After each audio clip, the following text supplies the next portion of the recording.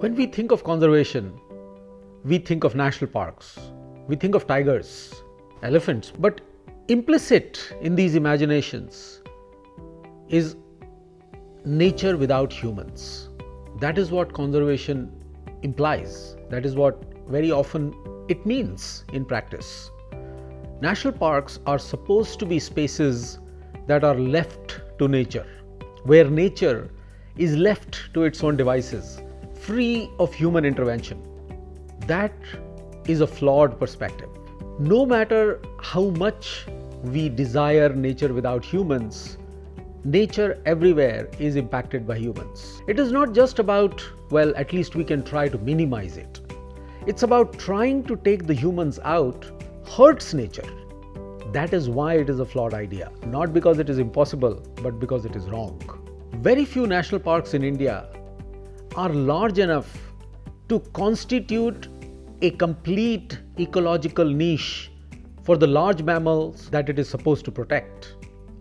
A tiger requires very large territories, and of course, many tigers require even larger territories. The national parks that we have, our tiger reserves, can barely contain the tigers that already exist, and when they spill over, they enter into areas which are really not designed for tigers at all. And there are incentives that prevent people from supporting tiger conservation. It's even worse for elephants because elephants need even larger areas. Their range is larger than all the national parks wherever elephants are found. If we want conservation, we need to think of matrix conservation. This is a very important idea, perhaps the most important idea in conservation that, well, we don't know about or talk about. Matrix conservation is the idea that national parks are not isolated landscapes. They exist and are embedded in a larger matrix of relationships. That the large mammals, the charismatic megafauna like tigers and rhinos and elephants that we love, that we cherish, that we want to protect and conserve, they use these larger areas outside of national parks, and that the connections between different national parks are equally important in sustaining the populations of these large megafauna.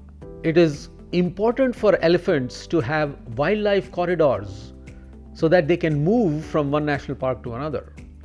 It is important for the long-term conservation and genetic diversity of these populations to be able to intermix and interbreed with populations that exist in other national parks.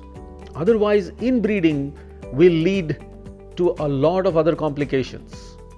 Populations of these animals are already too small.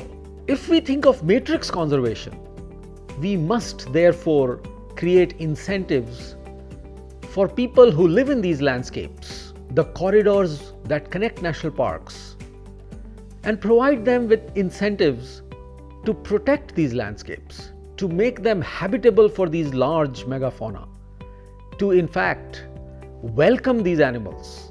And that brings us to the core of the problem, where we started. Conservation literally implies no humans and, well, as a follow-up or derivative, no benefits should be derived from it, at least in principle. Well, the problem is people do not protect what they do not benefit from. We need to create an economy, a non-consumptive economy, like tourism, for example, or other ways in which people benefit from protecting these wildlife corridors by making landscapes hospitable to large megafauna, and to do it in ways that also protects, perhaps even restores, many other kinds and forms of life, from insects and critters to small rodents and birds, all of which comprise the big conservation paradigm. If we can protect it everywhere, it will be protected. Even if we are using the landscape, some parts of the landscape, like national parks, may be protected from humans forever and completely.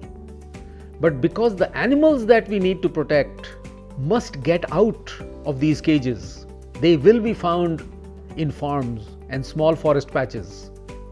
Matrix conservation, an approach that takes the entire landscapes into consideration, will lead to better conservation outcomes, not just in the short term, but also in the medium to long terms, because people will care about the landscapes, and they will care about the landscapes if they benefit from it.